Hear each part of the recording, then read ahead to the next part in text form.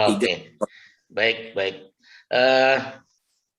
Terima kasih kepada APSD ya untuk menyediakan waktu, dan kebetulan juga teman-teman dari APK di sini juga ada dari legal sama procurement, saya ajak bergabung karena bagaimanapun teman-teman di APK sendiri itu karena kesibukan pekerjaan kita juga sharing knowledge-nya juga nggak maksimal. Jadi lebih banyak case by case ya. Jadi sebenarnya kita harus memahami kebijakan pengadaan itu secara utuh dari awal. Jadi kalau udah masuk ke pekerjaan nanti saling tuding biasanya. Kalau udah saling tuding, posisi pekerjaan itu menjadi berantakan dan semrawut. Nah ini yang kita coba hindarkan. Nah kali ini kita coba membahas kebijakan pengadaan untuk anak atau afiliasi BUMN. Jadi posisinya APSD itu adalah perusahaan terafiliasi BUMN karena 99% ya kalau nggak salah ya, itu sahamnya dimiliki oleh anaknya BUMN. Jadi ini yang menjadikan posisinya sebagai afiliasi. Sebagai afiliasi ya, APSD itu tunduk kepada peraturan Menteri BUMN nomor 8 tahun 2019 tentang pedoman umum pelaksanaan pengadaan barang jasa milik negara ya, berusaha milik negara. Jadi legal standing ketika kita bicara pengadaan buat anak atau afiliasi itu ada di pasal 17 ya Permen 8 2019 ini. Di mana di pasal 17 itu disebutkan bahwa ya di ayat 1 bagi anak dan perusahaan terafiliasi BUMN dapat memberlakukan peraturan menteri ini yang dikukuhkan dalam rules anak perusahaan atau perusahaan terafiliasi yang bersangkutan. Jadi ketika APSD sudah selesai SOP-nya dijadikan keputusan direksi, maka keputusan direksi itu harus dikukuhkan di dalam RUPS APSD ya. Jadi diajukan ke RUPS untuk dikukuhkan.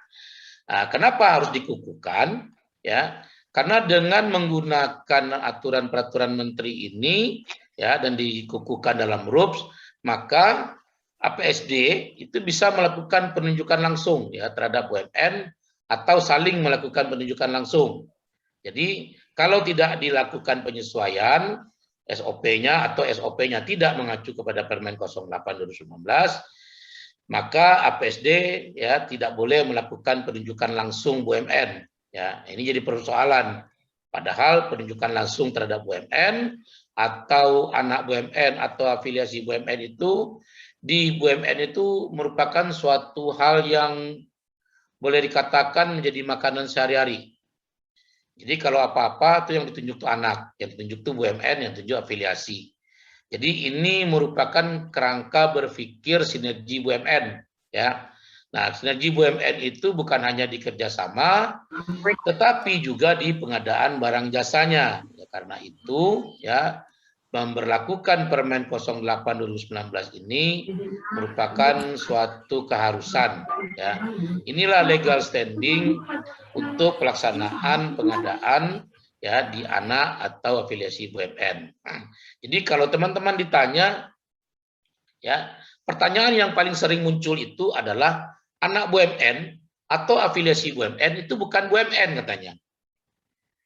Ya boleh aja sih ngomong gitu, cuma coba lihat dari legal standing atau legal dokumen. Ya penunjukan direksi anak itu perlu nggak persetujuan Kementerian BUMN?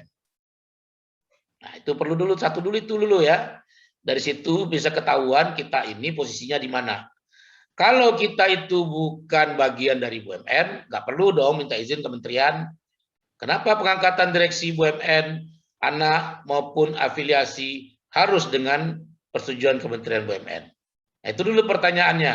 Ya, dari situ ketahuan posisi anak dan afiliasi itu seperti apa. Yang kedua, dari segi keuangan, laporan keuangannya dikonsolidasi nggak? Kalau konsolidasi berarti ya bukunya kan menjadi satu di laporan keuangan.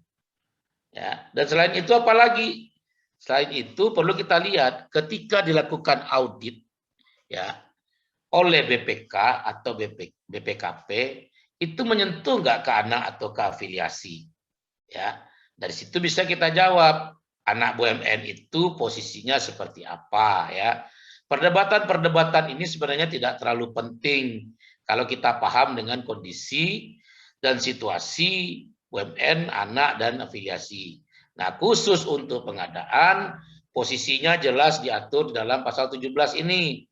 Kalau mau penunjukan langsung dalam bentuk sinergi BUMN, maka harus diberlakukan ketentuan Menteri BUMN nomor 8 tahun 2019 ini di pedoman pengadaan barang jasanya. Ini dulu nih yang harus sama-sama kita pahami.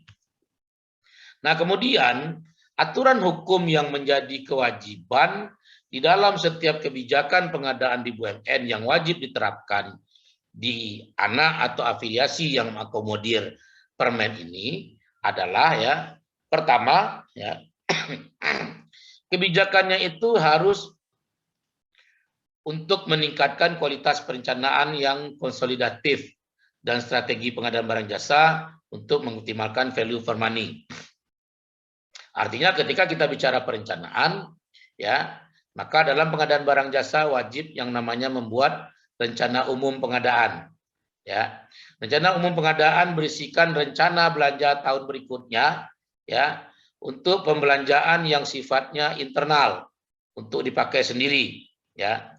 Itu nanti dijadikan keseluruhannya ya dari unit ke unit digabung, ya, bisa digabung di unit procurement, bisa juga digabung di unit yang membuatkan RKP. Ini menjadi rencana umum pengadaan, ya, yang kemudian merupakan bagian dari RKAP tahun berikutnya untuk diusulkan dan disetujui oleh pemegang saham. Kalau belanjanya sudah disetujui semua oleh pemegang saham dalam RUP, maka ketika belanja tidak perlu lagi izin dari pemegang saham. Jadi secara otomatis sudah disetujui dalam RKAP. Kemudian kebijakan yang harus dibuat juga adalah penyelarasan antara tujuan pengadaan dengan pencapaian tujuan perusahaan.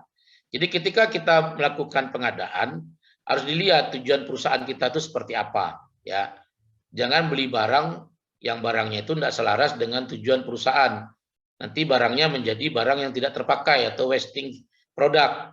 Ya, kalau itu terjadi, maka ini bisa menjadi salah satu ya temuan nantinya oleh auditor. Nah, ini yang harus diperhatikan. Ketika kita bicara kebijakan pengadaan, maka kita harus menyelaraskan kebijakan itu dengan tujuan perusahaan. Ya. Dan ketiga itu adalah pengadaan barang jasa itu harus bersifat transparan, kompetitif, dan akuntabel. Jadi kebijakan yang dibuat oleh suatu perusahaan untuk dilaksanakan dalam proses pengadaan barang jasa itu harus transparan, kompetitif, dan akuntabel. Artinya tidak boleh ada yang disembunyikan. Ya, bahkan kalau perlu, kalau kita mau diperiksa, kita kasih semua dokumen, nggak ada masalah.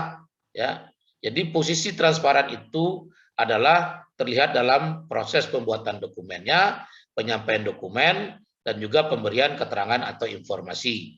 Nah, sifat kompetitif adalah kita membuka semua keran. Ya, siapapun boleh ikut dalam proses pengadaan barang jasa, tapi dengan syarat, ya, si penyedia tersebut atau calon penyedia tersebut dia memiliki atau memenuhi persyaratan yang sudah ditentukan. Jadi nggak semua harus diterima, ya. Kita transparan, kita kompetitif, ya. Tapi kan harus ada aturannya, ya. Kalau kita misalnya memilih vendor jasa konstruksi, ya harus ada dasar-dasar kenapa kita memilih. Grade-nya harus ditentukan, ya. Supaya jangan sampai salah. Orang yang grade 1 tidak boleh ikut di pekerjaan yang di atas 1 miliar. Ya, yang boleh di atas 1 miliar siapa? Yang grade-nya 4 sampai 5 ke atas. Di bawah grade 4, 1, 2, 3 itu tidak boleh pekerjaan di atas 1 miliar. Ya, itu contoh salah satunya. Ya, itu terkait dengan persyaratan. Kemudian akuntabel artinya dapat dipertanggungjawabkan. Jadi proses pengadaan barang jasa itu pertanggungjawabannya bukan hanya pada saat Anda melaksanakan prosesnya, tetapi juga setelah tahun anggaran selesai. Bisa-bisa diaudit. Nggak sedikit kasus pengadaan itu muncul beberapa tahun setelah pengadaannya selesai. Ya, begitu diaudit oleh BPK, BPKP atau audit internal, ya atau eksternal ketahuan ada masalah. Jadi pengadaan itu adalah pekerjaan yang risikonya itu adalah memiliki risiko sisa ya, atau dalam bahasa manajemen risiko ya, risiko sisa ini adalah risiko yang tidak ketahuan kapan munculnya. Jadi ketahuannya itu bisa 2 tahun kemudian, 3 tahun, bahkan ada yang kita sudah pensiun dipanggil-panggil untuk proses pengadaan barang jasa yang ternyata bermasalah ya. Nah ini jadi akuntabel itu artinya pertanggungjawaban prosesnya itu bukan hanya pada saat prosesnya saja, tapi sampai pekerjaannya selesai, yaitu tetap harus akuntabel, harus dapat dipertanggungjawabkan.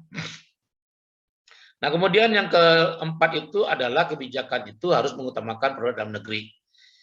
Jadi upayakanlah membuat kebijakan di mana kita membuat membeli barang itu atau jasa itu mengutamakan hasil produk dalam negeri ya.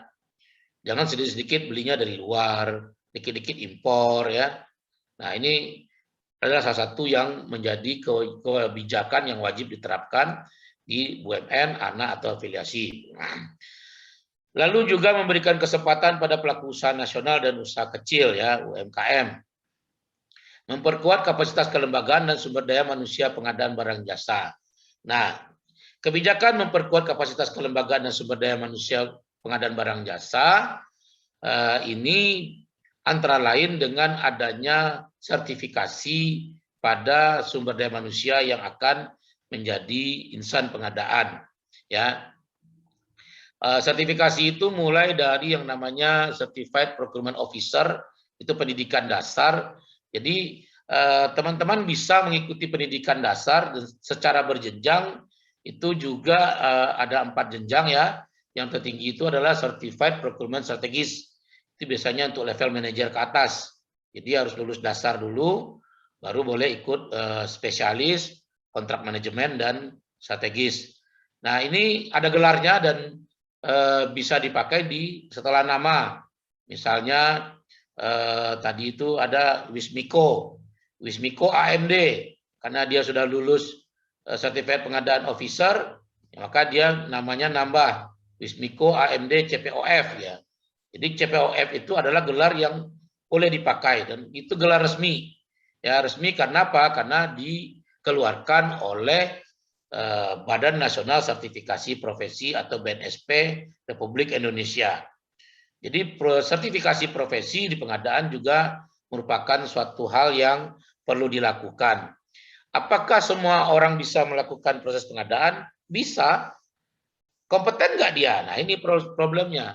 Orang baru bisa dikatakan kompeten kalau sudah diuji kompetensinya. Kalau kompetensinya sudah diuji dan kemudian tidak lulus, ya maka berarti dia belum kompeten. Nah ini nanti ke depan mudah-mudahan di APSD bisa secara bertahap melakukan sertifikasi terhadap insan pengadaannya. Kalau di APK kita sudah sertifikasi semua kecuali ada 1-2 orang anak baru yang baru masuk ya.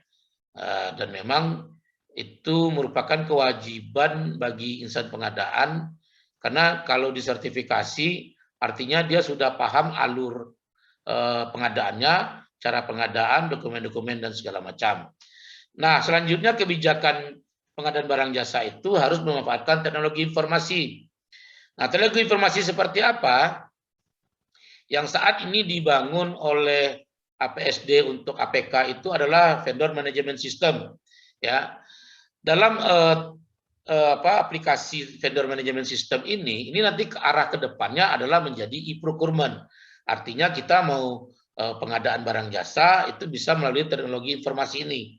Jadi tidak lagi kita perlu mengundang orang, bikin pengumuman di koran segala macam, semua by system. Ya, semua diarahkan untuk menggunakan sarana vendor management system yang nanti akan menjadi e-procurement tadi. Jadi event tawar-menawar pun kita lakukan secara online ya, tidak perlu harus bertemu ya. Jadi mengurangi persentuhan antara unit pengadaan atau insan pengadaan dengan vendor. Kalau keseringan berhubungan antara vendor dengan orang pengadaan, biasanya lama-lama akan muncul hubungan haram, ya, hubungan non muhrim, ya, kedip-kedipan, bukan suami istri kedip-kedipan, ya nggak? Nah, belum lagi nanti amplop-amplopan. Nah, ini yang kita hindarkan dengan memanfaatkan teknologi informasi. Jadi teknologi informasi ini nantinya dalam jangka panjang akan mengurangi ya problem-problem di pengadaan dan juga perilaku yang tidak bertanggung jawab seperti menerima gratifikasi dan segala macam. Memang butuh waktu untuk memanfaatkan teknologi informasi, tapi cepat atau lambat kita harus memulai. Ya, kalau kita tidak mulai, maka pada kesempatan di mana kita sudah harus beralih ke teknologi informasi, kita akan keteteran. Jadi dimulai dari sekarang, cepat atau lambat kita harus menyesuaikan perubahan-perubahan kita adopsi, ya kita sesuaikan supaya manfaat dari proses melalui teknologi informasi ini benar-benar memberikan hasil yang maksimal, sekaligus mengurangi biaya di pengadaan dan mengurangi risiko-risiko di pengadaan terkait dengan gratifikasi dan segala macam. Nah, kemudian kebijakan yang harus diterapkan lagi adalah sinergi antar BUMN anak atau perusahaan terafiliasi. Ya. Nah, kebijakan ini harus diadopsi di dalam SOP. Tetapi, ya itu tadi itu, mengacu pasal 17, SOP-nya harus disetujui dalam RUPS atau dinyatakan di RUPS untuk diberlakukan. Ya. Jadi ini kaitannya ke pasal 17 tadi. Nah, kemudian kebijakan pengadaan itu harus strategis, modern, inovatif. Ya. Modern, strategis, dan inovatif artinya ketika belanja Anda itu harus hati-hati. Ya, strategi belanja itu ada di siapa? Adanya di unit pengguna. Karena unit pengadaan hanya melaksanakan apa yang diminta oleh unit pengguna. Problem utama ya saat ini adalah banyak unit pengguna itu yang tidak paham strategi pengadaan. Jadi ketika belanja, dia main tunjuk aja. Dia tidak melakukan yang namanya analisa ya.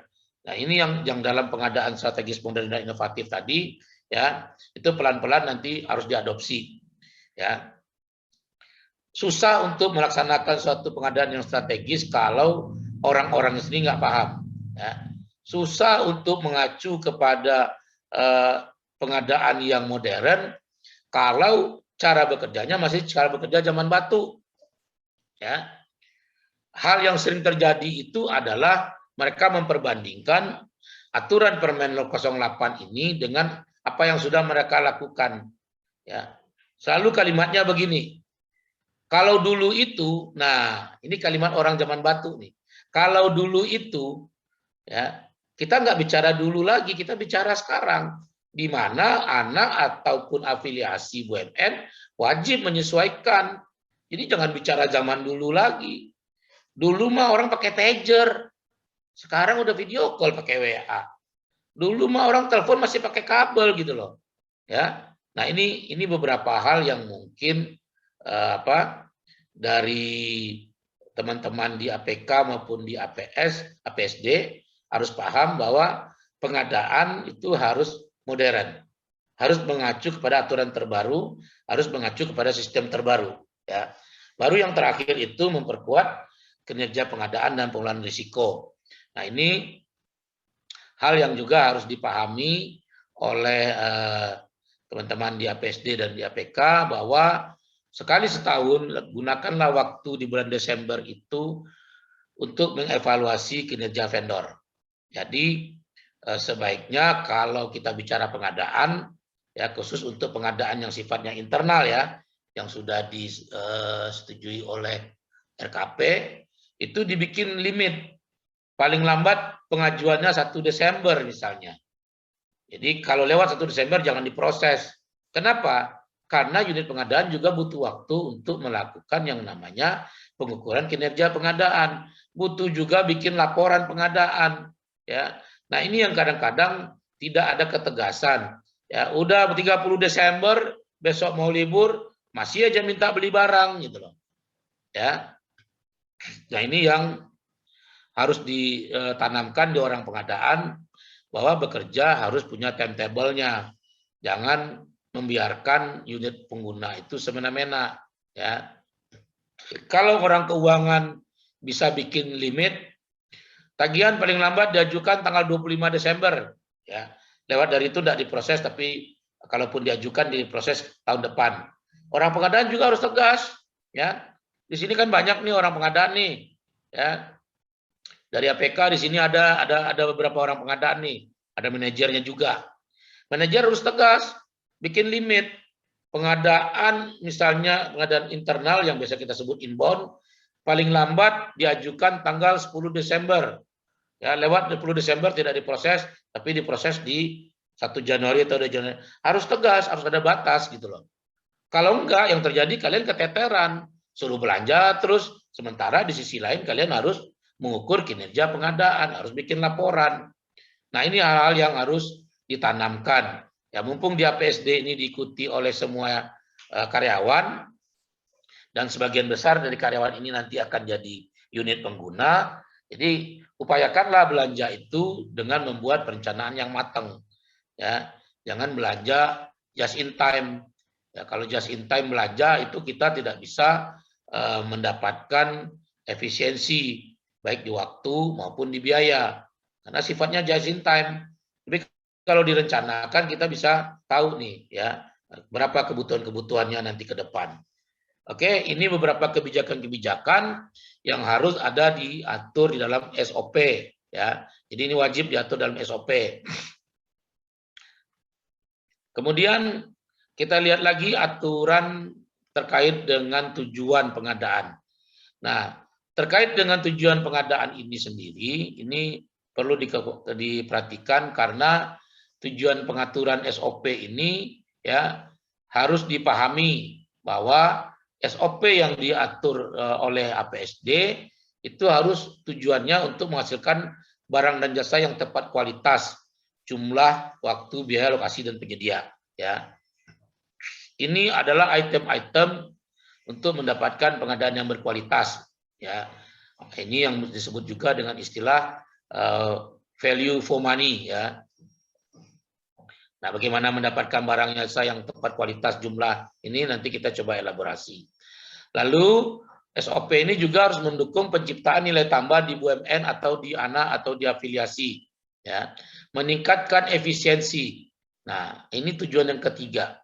Artinya ketika membuat perencanaan harus diperhatikan fungsi efisiensi. Dari mana efisiensi ini didapat? Ya, kalau orang pengadaan tugasnya memang melakukan efisiensi. Itulah kenapa harus ada yang namanya negosiasi harga. Jadi berapapun yang diajukan oleh vendor, maka orang pengadaan harus melakukan penawaran. Ya, dia tawar dulu. Ya, kalau perlu nawarnya itu kayak Tanah Abang. Ya, gimana orang belanja di Tanah Abang? Ya, itu awal-awal jadi manajer pengadaan, itu manajernya pengadaan APK kayak gitu tuh kayak Tanah Abang.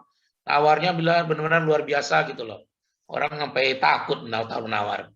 Ya. Nah, ini perlu dipahami bahwa tujuan tawar-menawar itu adalah mendapatkan efisiensi. Jadi minimal orang pengadaan juga diberikan target nanti Mas Ferdi. Ya, berapa target efisiensi biaya yang bisa didapat dari pengadaan?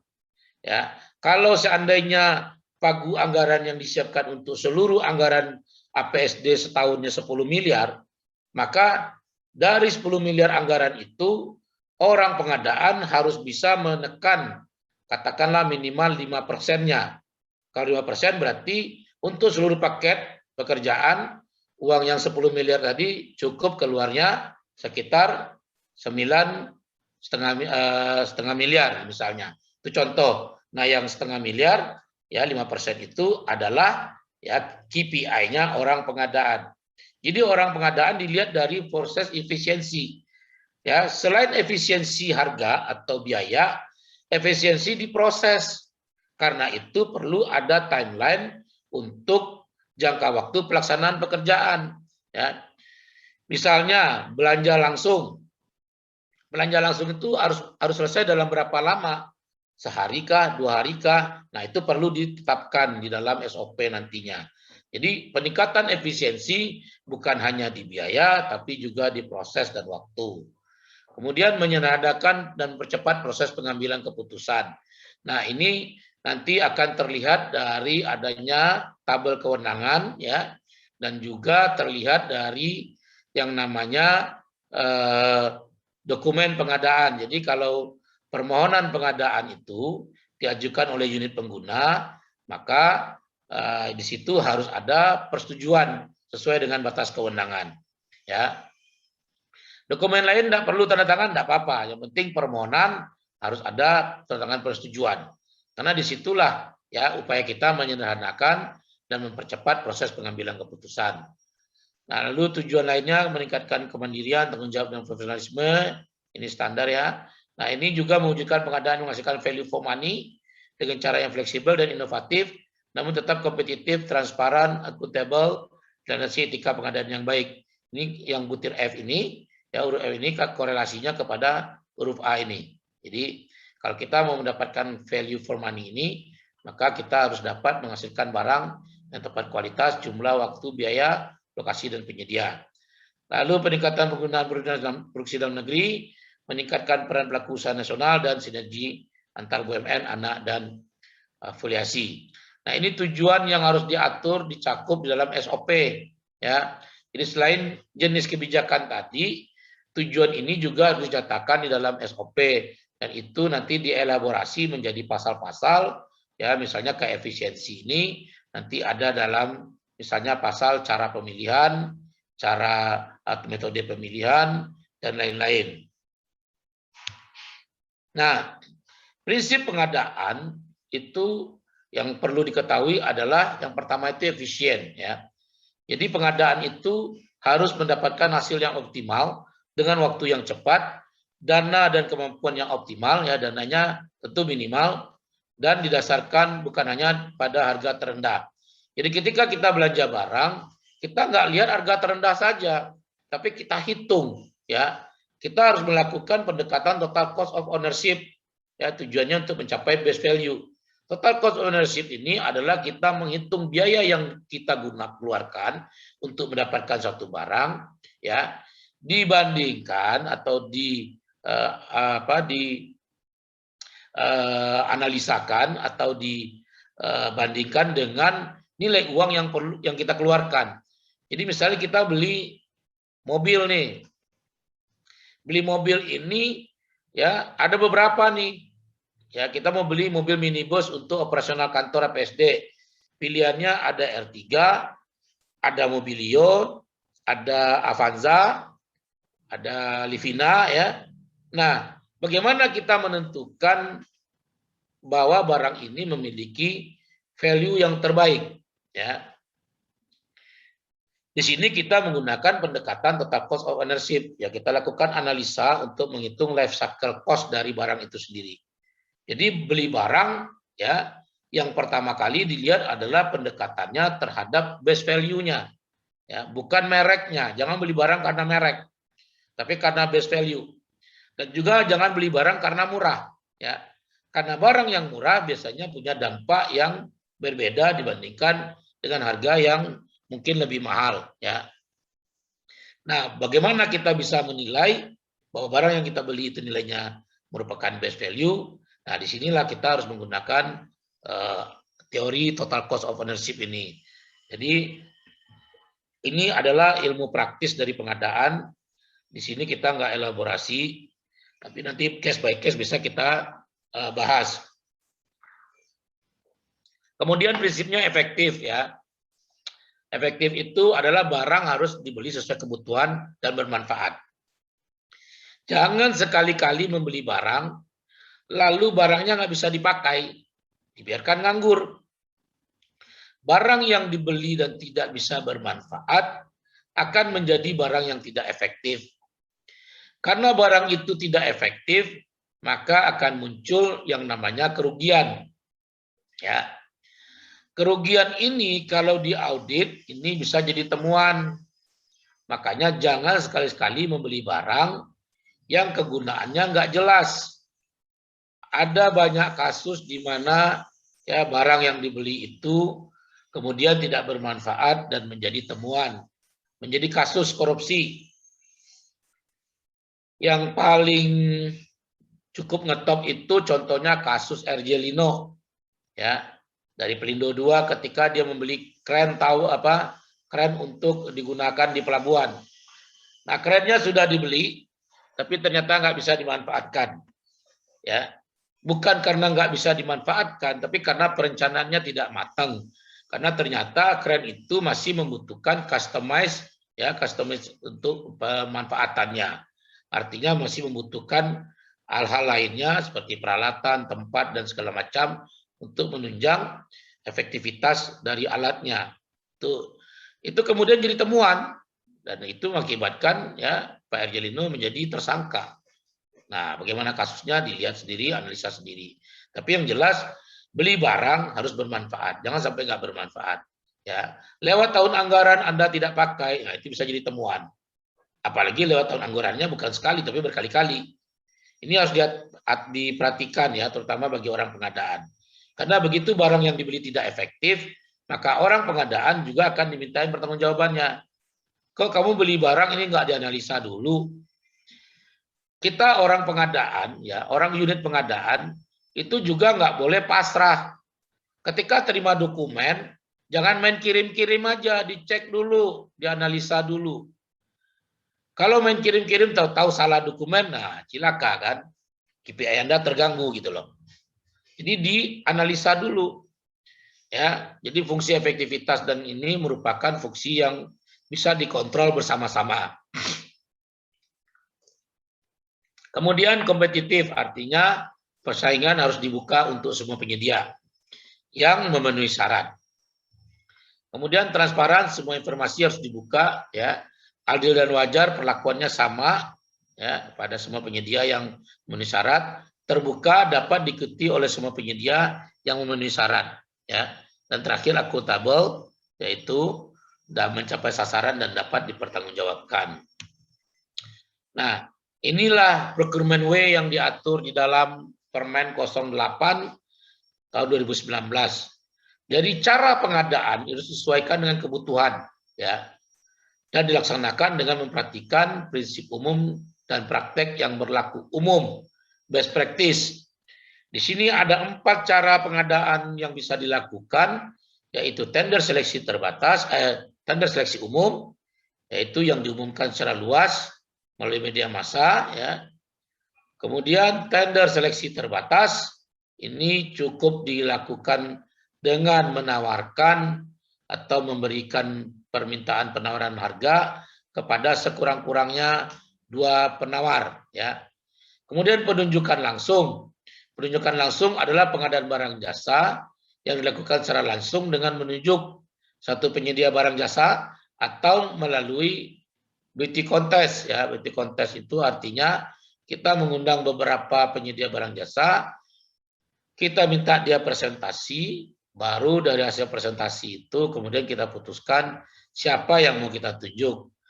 Dan yang terakhir itu pengadaan langsung.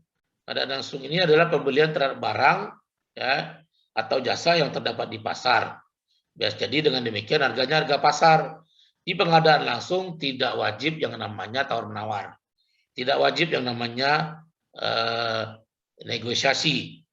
Nah, pengadaan langsung ini sekarang juga dengan maraknya marketplace di berbagai belahan bumi Indonesia ini, maka kita bisa belanja langsung dengan melalui e-purchasing, ya, pembayaran elektronik di marketplace tersebut.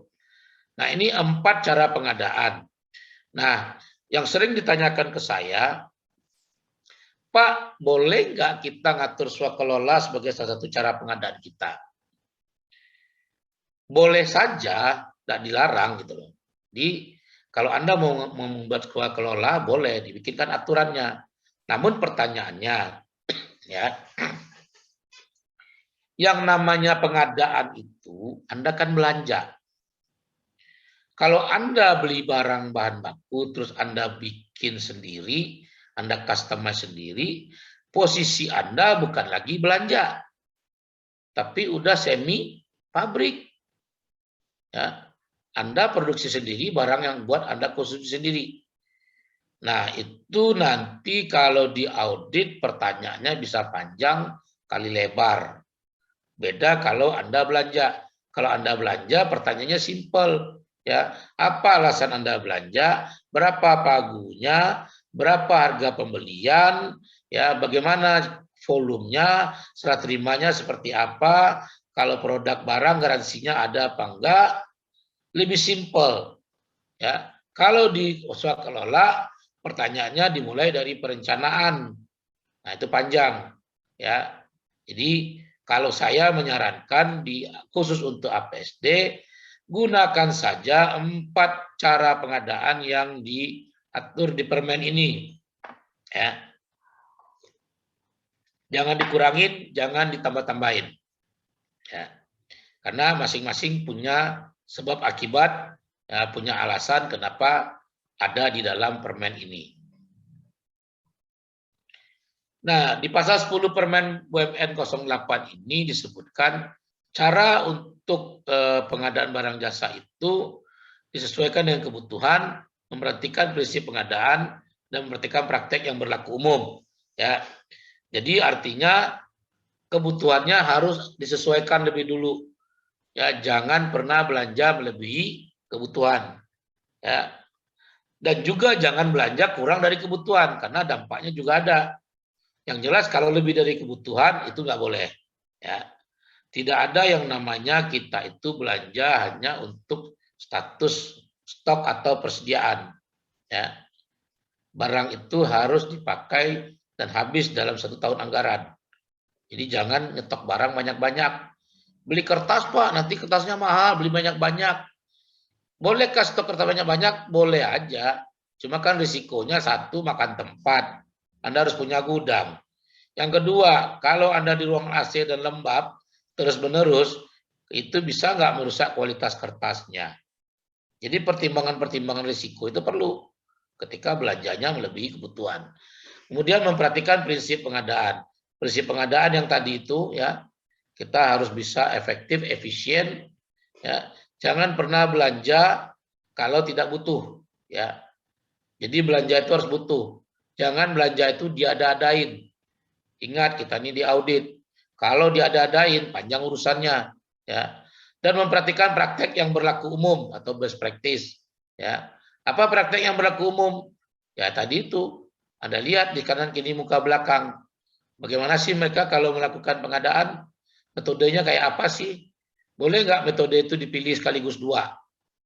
Ya, jangan sampai nanti ada kasus di permohonan dia minta tender seleksi terbatas, di KK dia minta agar ya dilakukan bidding kontes.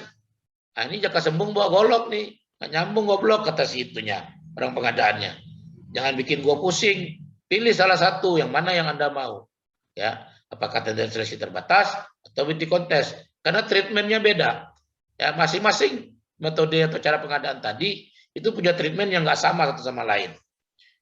Nah, ini yang perlu diperhatikan di Permen 08.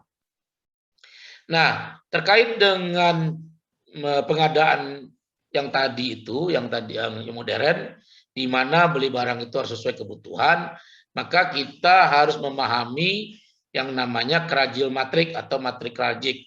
Ya, Matrik Krajik ini adalah cara melakukan evaluasi kebutuhan barang. Ya, bagaimana dampak dari strategi yang kita ambil dan bagaimana risikonya dari ketersediaan barang atau supply. Ya, Matrik Krajik ini adalah semacam teori ya yang banyak digunakan di dunia pengadaan. Dari Krajil Matrik ini muncul juga yang namanya supply positioning model, ada juga sourcing impact, macam-macam ya. Punya teori macam-macam yang keluar dari Krajil Matrik ini. Nah, Krajik ini adalah seorang ahli pengadaan ya.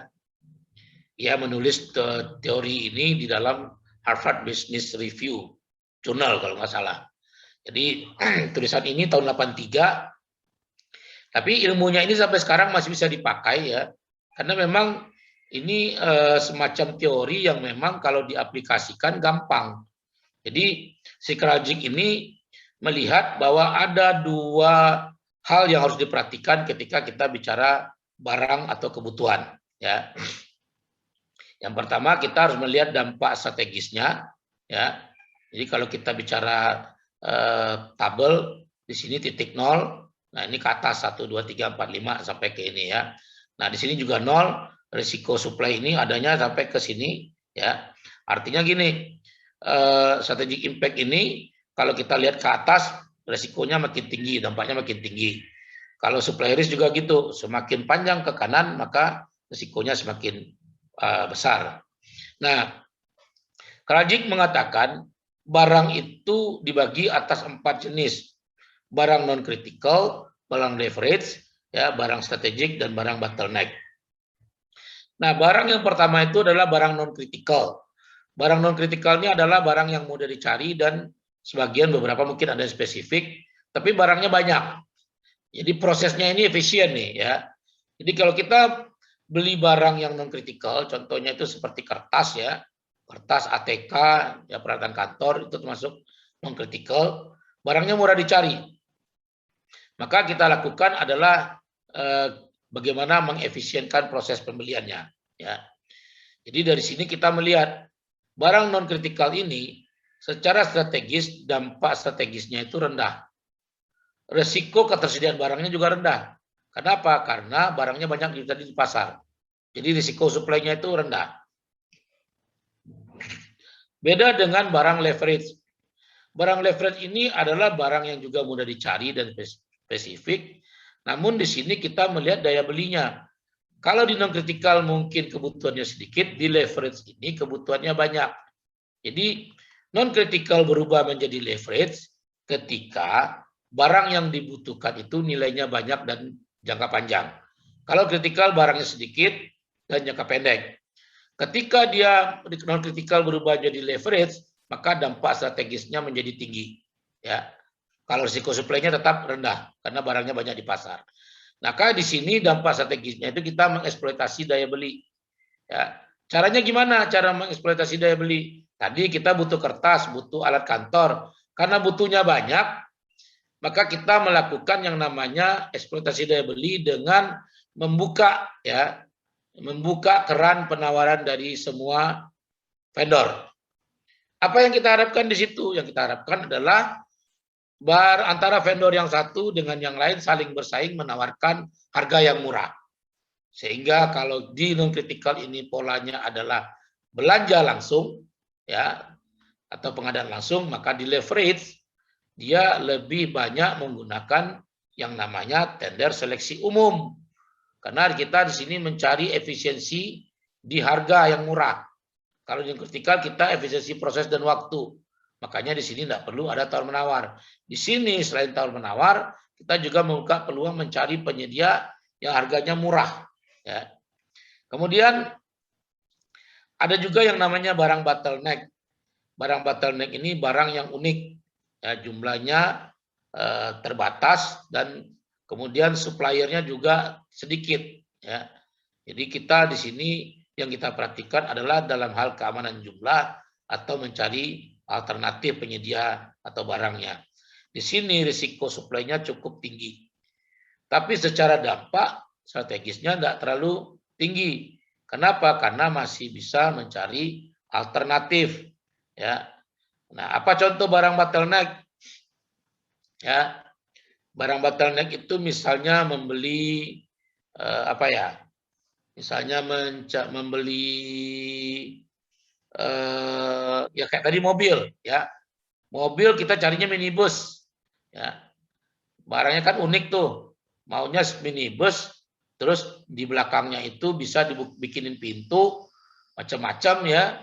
Ya kayak jadi speknya dibikin agak unik lah, ya, bisa di customize. Atau barang-barang peralatan laboratorium, ya. Risiko suplainya cukup tinggi karena barangnya terbatas. Ya. Contohnya misalnya kalau untuk laptop itu laptop yang digunakan untuk ngedesain ya, itu kan tidak banyak, tidak semua laptop bisa digunakan untuk mendesain ya, apalagi untuk bikin 3D. Nah, itu harus diperhatikan bahwa spesifikasi barangnya itu unik. Ini yang disebut dengan bottleneck. Kita butuh ya, sementara kebutuhannya terbatas, penyedianya terbatas.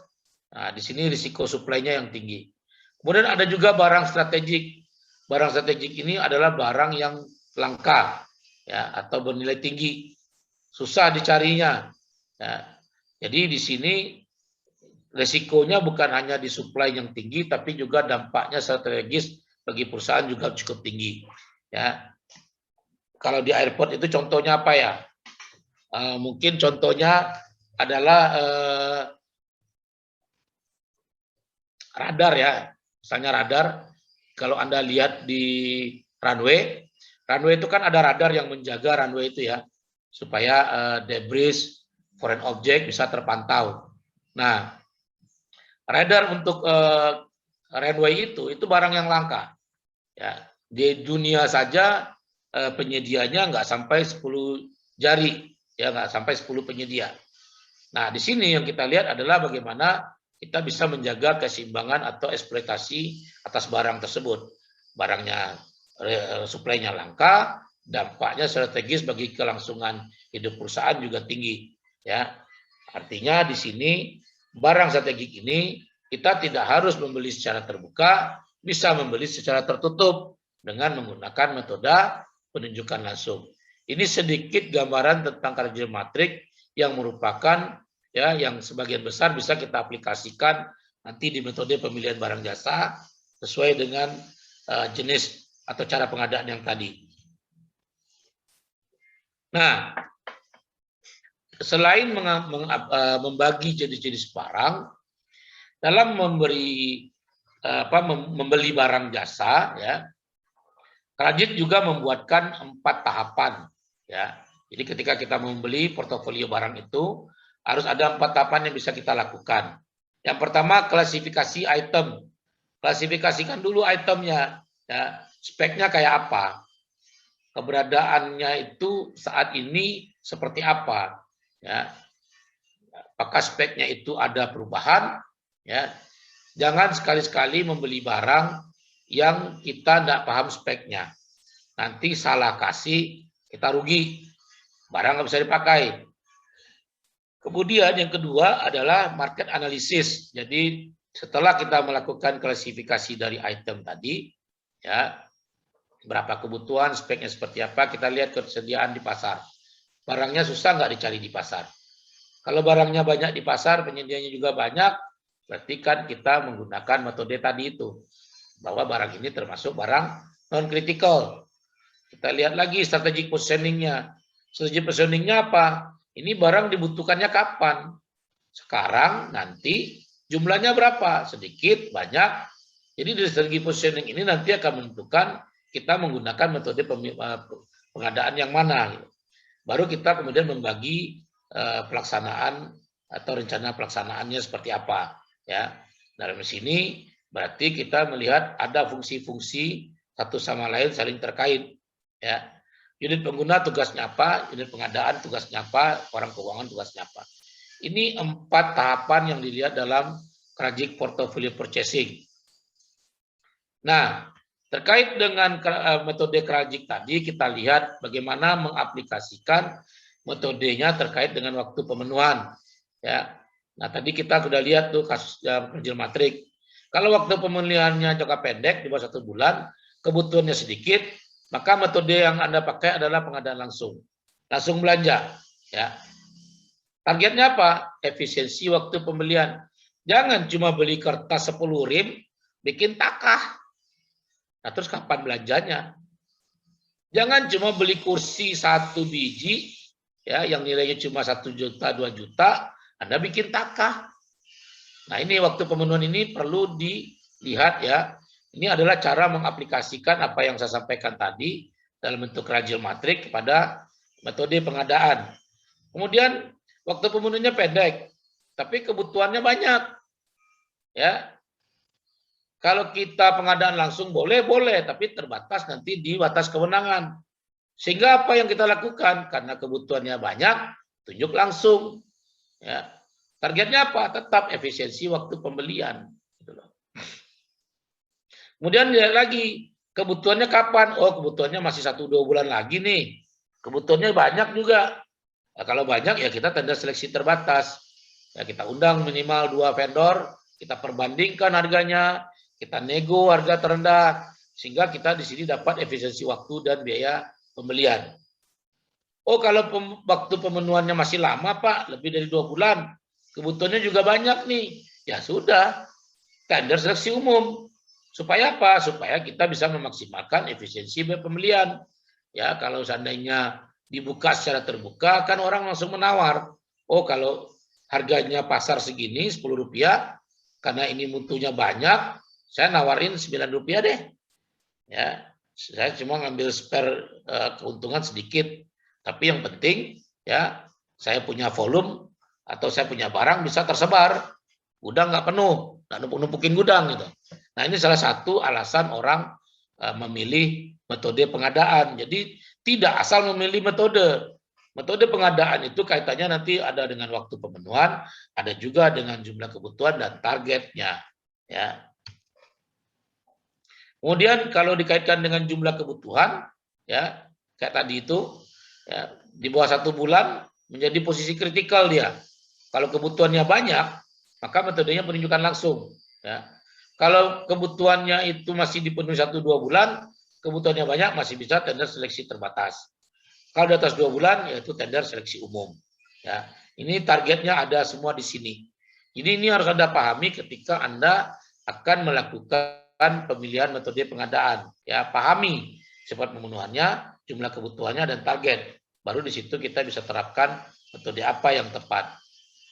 Nah, kemudian kalau dilihat dengan jumlah penyedia, ya, kalau seandainya kebutuhan jangka pendek, penyedianya terbatas, maka metodenya bisa penunjukan langsung, ya, karena kaitannya adalah di sini target efisiensi waktu. Tapi kalau kebutuhannya itu masih jangka menengah atau panjang, penyedianya terbatas, maka metodenya bisa tender seleksi terbatas.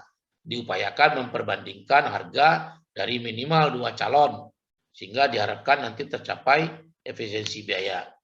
Nah, sekarang kita lihat, dalam praktek ada 2 jenis pola pengadaan. Nah, ini yang banyak orang itu beberapa tahun terakhir itu bingung. Inbound, outbound. Apa sih inbound? Apa sih outbound gitu ya. Nah, ini nanti harus dielaborasi dalam SOP, ya. Boleh ini dibikin terpisah, boleh juga disatukan. Kalau saya sih menyarankan disatukan. Jadi SOP-nya nggak perlu banyak-banyak. Jangan SOP inbound sendiri, outbound sendiri, ya. Kalau yang namanya inbound itu adalah pemenuhan kebutuhan internal, yaitu berupa kebutuhan OPEC dan CAPEC yang barangnya atau jasanya dipakai sendiri. Ingat ya kalimatnya, dipakai sendiri. Itu namanya inbound, ya, dalam satu lingkungan sendiri. Ya.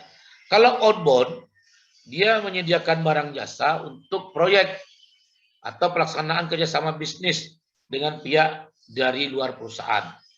Misalnya itu APSD mendapat kontrak kerja dari APK, ya. Karena dapat kontrak dari APK, maka unit kerjanya APSD butuh beli barang. Nah, beli barang untuk memenuhi kontrak dengan APK tadi, itulah yang disebut dengan pola pengadaan outbound.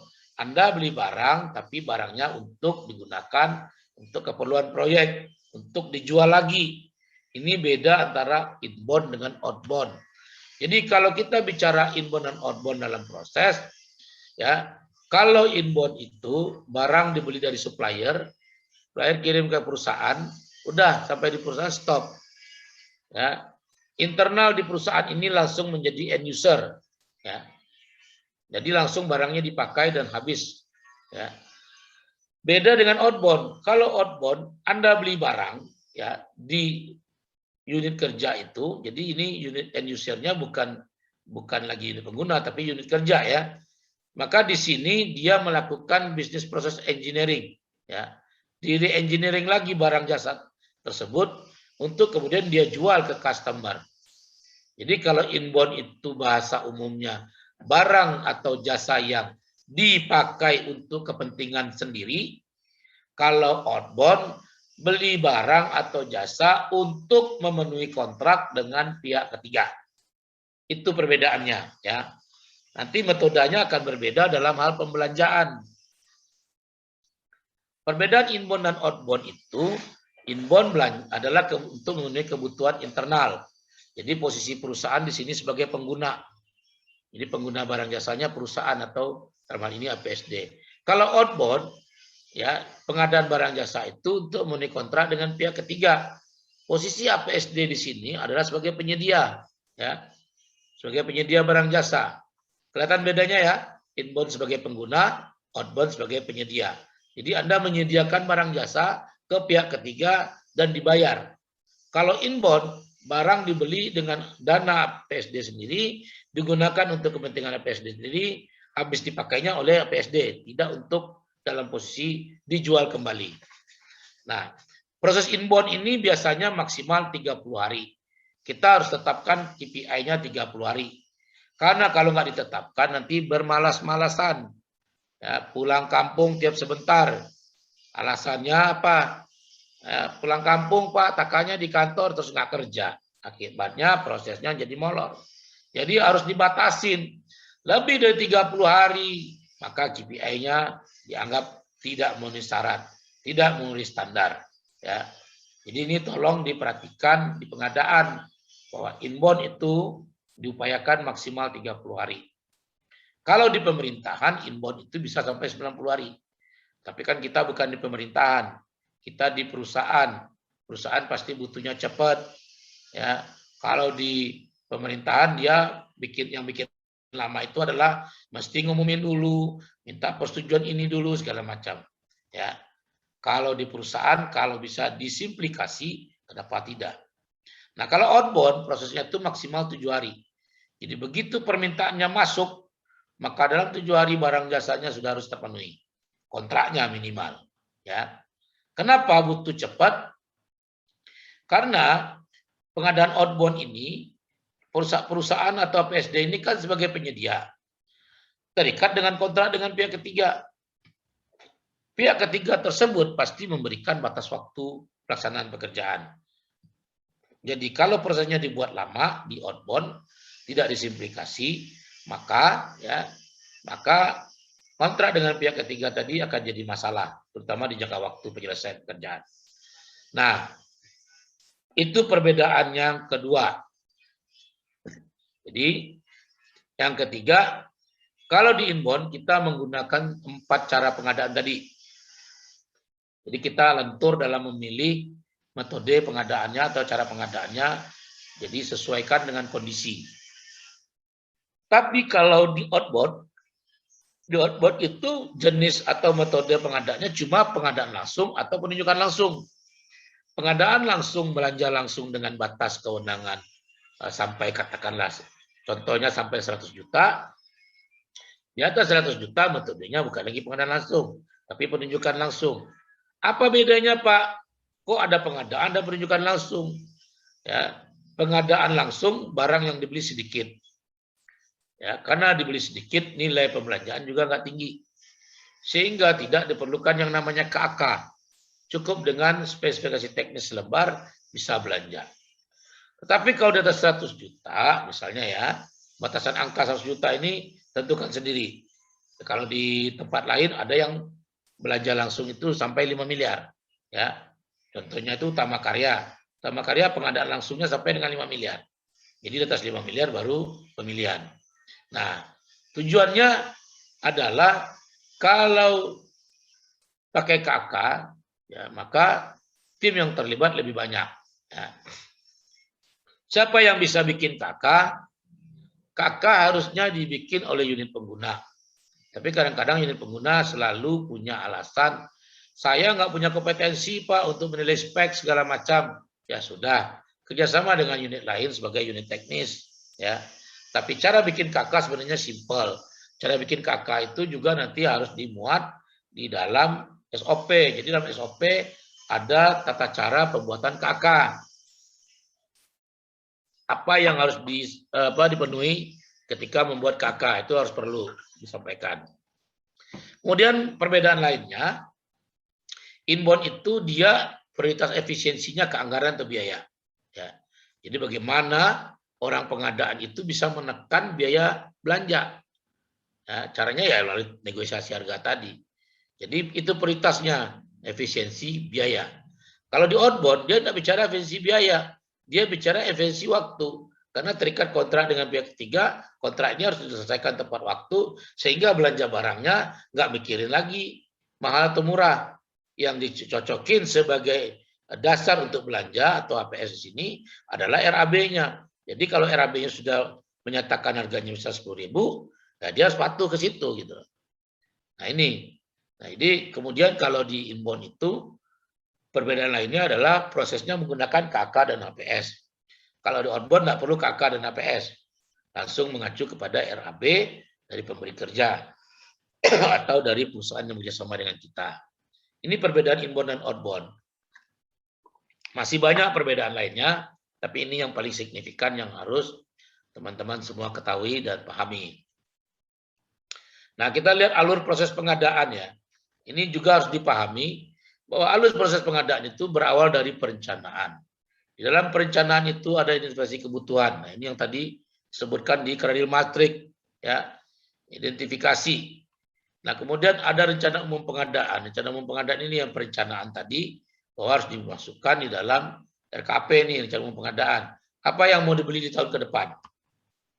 Nah, dalam rencana umum pengadaan biasanya juga disebutkan rencana anggaran biaya dan rencana pemaketan kalau nanti ada perlu pemaketan.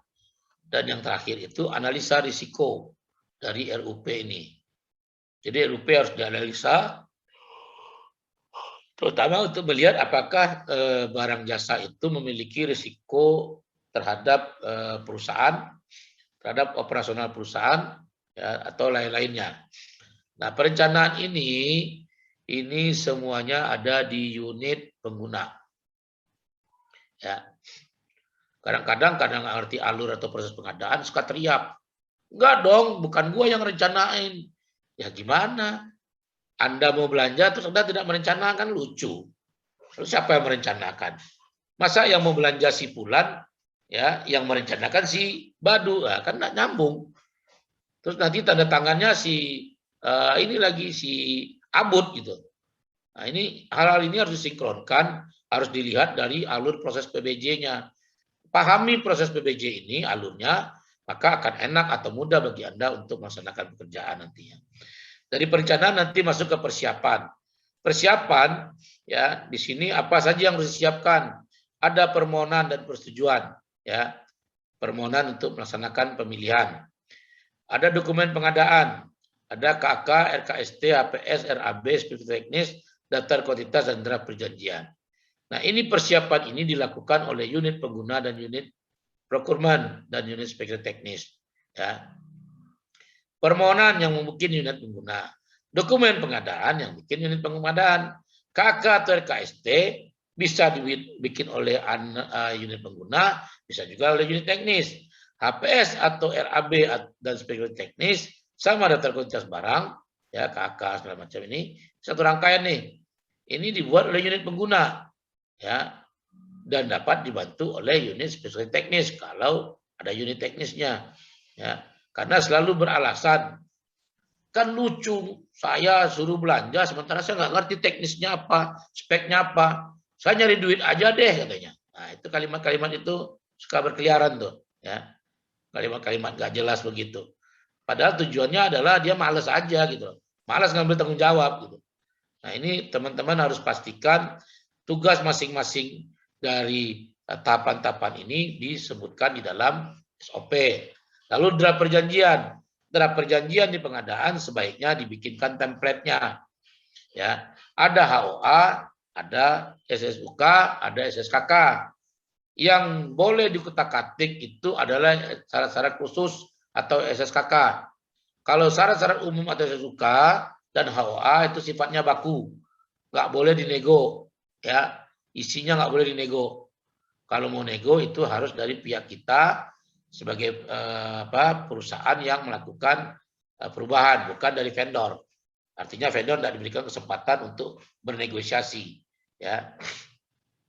Setelah persiapan ini barulah kita masuk ke tahap pemilihan. Ya. Tahap pemilihan ini kita sudah melaksanakan metode pengadaan. Ada pengadaan langsung, penunjukan langsung, tender seleksi terbatas, tender seleksi umum. Nah, setelah dilakukan pemilihan oleh unit pengguna, unit procurement, jadi ingat ya, ini semua unit perencanaan unit pengguna, di persiapan ada unit pengguna, unit procurement, ya, dan ada unit spesifikasi teknis. Kalau di pemilihan semuanya adalah kewenangan dari unit rekrutmen. Jadi dalam pemilihan tidak boleh dikutak-atik juga nih, ya. Makanya juga vendor management system adalah salah satu yang harus dibangun supaya kita punya data tender yang banyak. Jadi ketika kita mau belanja, tinggal undang-undang vendornya suruh masukin penawaran. Jadi ini pekerjaan yang hanya dilakukan oleh orang pengadaan, tidak boleh diintervensi. Ya. Nah terakhir baru pelaksanaan. Pelaksanaan penyedianya sudah ditunjuk, tanda tangan kontraknya sudah ada, baru dilakukan pengendalian kontrak. Bagaimana cara mengendalikan kontrak? Ya melalui pengawasan dari pelaksanaan pekerjaan. Pekerjaan harus diawasi, harus ada serah terima segala macam. Ya. Setelah itu baru dilakukan serah terima barang atau jasa dan pembayaran. Jadi pembayaran itu adanya di posisi setelah serah terima. Jangan sekali-kali membayar barang yang belum diserah terimakan. Ini jadi isu gitu loh. Ya. Kemudian yang terakhir adalah evaluasi kinerja. Evaluasi kinerja ini adalah tugasnya orang pengadaan. Ya.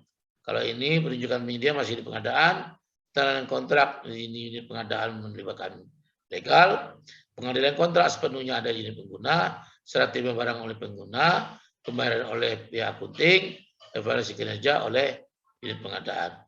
Jadi ini ada beberapa alur proses pengadaan barang jasa yang teman-teman harus pahami dulu. Ya. Jangan udah panjang lebar ngomong pengadaan tapi alurnya nggak paham. Kalau nggak paham alur nanti bahaya. Kerjaannya bisa kaki jadi kepala, kepala jadi kaki. Nggak sesuai urutan, nggak sesuai dengan alur. Nah, kita lihat kerangka SOP PBJ yang harusnya ada di APSD. Ya. Jadi SOP itu pada tahap pertama harus berisikan ketentuan umum. Ya, ketentuan umum ini isinya definisi, ruang lingkup, tujuan, prinsip kebijakan, ya, etika dan lain-lain. Kemudian di sini juga setelah ketentuan umum kita bicara insan pengadaannya. Ya. Insan pengadaan berarti kita bicara internal perusahaan, siapa-siapa saja yang menjadi pejabat pengadaan. Ya, disebutkan di situ sampai dengan kebijakan penyediaan barang jasanya seperti apa. Ya, itu harus disiapkan. Kemudian baru kita susun di bab ketiganya perencanaan pengadaan. Kenapa pelaku dulu bukan perencanaan? Karena tanpa pelaku perencanaan tidak jalan. Jadi urutan juga penting, Pak. Sistematika secara formal, sistematika secara nalar itu juga diperlukan. Jangan bikin SOP loncat-loncat. Ya. Tiba-tiba dia udah bicara aja metode pengadaan. Ketentuan umumnya nggak ada. Nah, ini repot nanti. Ya. Kemudian dalam perencanaan pengadaan kita sebutkan hal-hal terkait dengan identifikasi kebutuhan, RUP, RAB, rencana pemaketan, analisa risiko, penilaian value for money, kewenangan pelaksanaan, dan semua macam. Ini ada di bab perencanaan. Baru masuk ke bab 4, persiapan pengadaan. Ini udah bicara permohonan, izin prinsip kalau ada, KK, TOR, APS, sampai dengan penyiapan dalam kontrak. Kemudian metode pengadaannya. Nah, metode pengadaan, karena pola pengadaan di perusahaan itu ada yang inbound, ada yang outbound, maka di bab ini langsung dibagi. Bagaimana metodenya inbound, bagaimana metodenya outbound. Begitu juga di pelaksanaan pemilihan. Ini karena ada inbound dan outbound, maka dua-duanya dipisah. Bagaimana caranya inbound, bagaimana caranya outbound. Ada aturan-aturan umum yang dibikin di sini, tapi aturan khususnya juga dimasukkan di bab ini. Baru setelah itu kita bicara bab pelaksanaan kontrak, ya, penilaian kinerja penyedia, ketentuan lainnya yang terkait dengan pengadaan barang jasa. Contohnya adalah penggunaan produk dalam negeri, PBJ jangka panjang, pengadaan luar negeri, dokumentasi PBJ, dan lain-lain. Dan terakhir, ketentuan peralihan. Ketentuan peralihan ini hanya dibuat kalau SOP ini sudah ada pendahulunya. Jadi baru dibikinkan peralihan. Kalau belum ada pendahulunya, maka penentuan peralihan tidak perlu dicantumkan di SOP. Ini kerangka pengadaan SOP pengadaan yang harus dipahami. Jadi ada beberapa bab di sini yang harus diketahui ya. Kalau di sini jumlahnya 10 bab ya. Saya mau nambah Pak Wawan dari ketentuan ini boleh nggak dilarang. Ini hanyalah kerangka dasar yang biasanya dibuat. Kerangka ini memudahkan bagi Anda semua ya ketika Anda mau bikin SOP ya. Nanti baru sambil jalan ya kalau ada diskusi-diskusi kita diskusikan terkait misalnya dengan penambahan, pengurangan dan segala macam. Nah, demikian sedikit sharing knowledge siang ini dengan kondisi banyak yang ngantuk. Ya, udaranya cakung nih, cuacanya mendukung, gelap-gelap gitu ya. Nah, kemudian habis makan siang, udah ngantuk lah. Nah, lebih lanjut mengenai apa yang saya sampaikan tadi, kalau teman-teman itu punya waktu, bisa dengarkan di YouTube channel saya, ya. Silakan di googling. Di YouTube itu ada 12 video pembelajaran terkait metode analisa risiko, TKDN, lalu apa yang dimaksud dengan value for money, ada di situ. Silakan dilihat, didengarkan gratis.